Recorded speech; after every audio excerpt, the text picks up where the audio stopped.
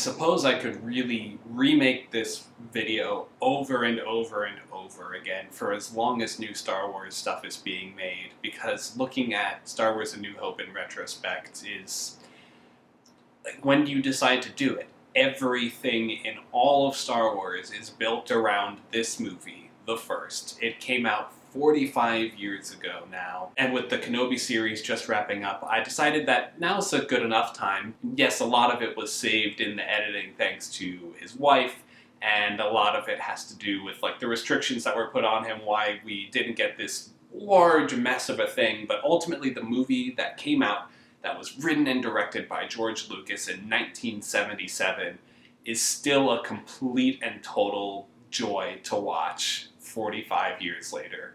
I just rewatched it yesterday, and I mean, there's not a lot of complaints that I have about it. I think the biggest things that like don't hold up for me are surprisingly and unsurprisingly some of the remaster changes that were made about 20 years ago now, which is still a while, but compared to the 45 years ago when this movie came out, a lot of the practical effects from then still hold up. The space combat, dogfight, trench run at the end of the movie is still, I think, the best, like, frenetic, like, tense action, space action sequence that Star Wars has ever delivered. Maybe that film has delivered. That's a large statement, but it's really good and holds up. Whereas the CGI for some of the creatures, a lot of the creatures in Mos Eisley outside of the cantina just look bad. Just looks bad. And the thought process there was to make it more expansive and big and fill it out, but man, it does not. It just doesn't. It doesn't hold up.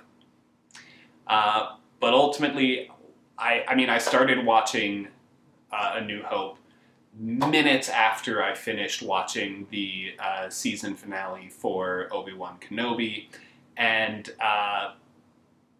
all of it made sense. There wasn't anything that I went, oh, with Kenobi now, that this just doesn't add up. Why would that be? Like, him meeting Luke at the end, some people are a little off-put by that, but he goes up, says, hello there. Memes. It makes sense within the context of A New Hope, after Luke is attacked by the Tusken Raiders, and Ben Kenobi comes and saves him. Luke has to look at him for a little bit and then goes, Ben? Ben Kenobi? Boy, am I glad to see you. Which makes sense as like a response when it's some dude that you met 9 years ago and maybe haven't seen that much or since or at all even.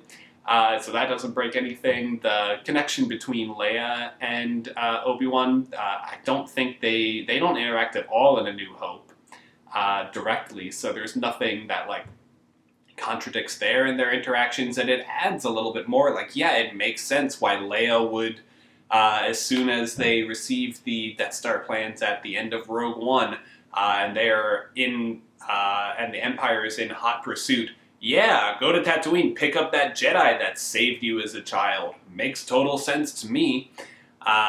And now there is the like, well, it makes even less sense why Leia comforts Luke after Ben passes rather than needing comforting herself. But that scene already kind of needs you to jump through some hoops to justify, just in A New Hope alone, her whole planet was just blown up.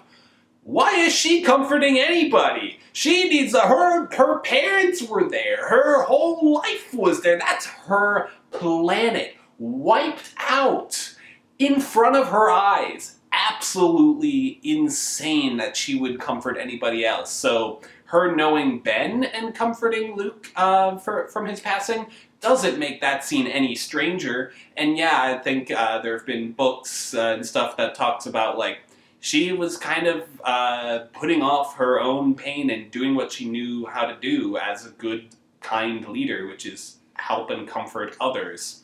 And she didn't want her own mourning at this extreme loss to be seen in public, as she needed to take up the charge and lead the rebellion after she was, you know, after all of that. I will say the one main thing that I was, that I wondered from watching this right after Kenobi was the fact that Kenobi needed a ship. Because at the end of Kenobi Season 1, we see that he keeps the shuttle that he was flying around in. That's how he went back to Alderaan to return little Leia's droid to her. And then he goes back to Tatooine with it. So I guess somewhere in the 9-year period of time between the end of Kenobi and A New Hope, he loses that shuttle. Maybe something will be explored with that in potential Season 2 of Kenobi.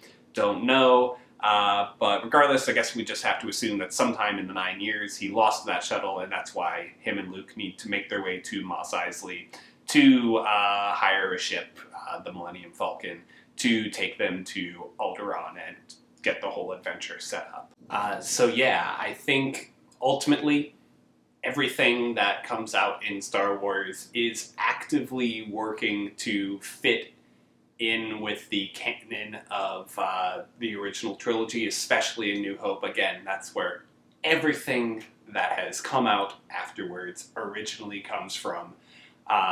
Anytime any new Star Wars thing comes out, immediately people go online are like, this is breaking canon, how dare, but like, the people who are making Star Wars, who are putting their career, their time, their love, their energy into creating for it, we are very lucky that everybody doing that now loves Star Wars. Some of them are huge fans, like Dave Filoni and Deborah Chow, and all of the people making the stuff that's coming out now. Everybody is doing their best to tell good stories, and if they're able to do something particularly well, add something to and enhance A New Hope and the original trilogy and everything that's come within the Star Wars universe. And I think it's really fun to just go back and watch where it all started in Episode 4, A New Hope.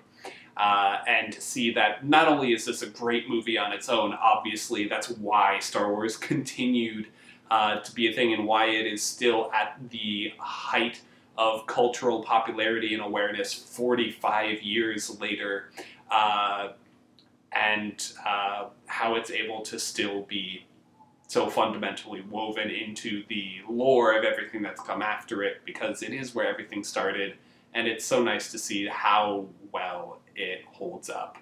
I loved this movie as a child, I still love it now, I will almost certainly continue to love it for the rest of my life. Thank you very much for watching. If you want to see some other videos about Star Wars movies and other stuff, there's a playlist right here that you can click at. But otherwise, thank you so much for watching, and have a good week.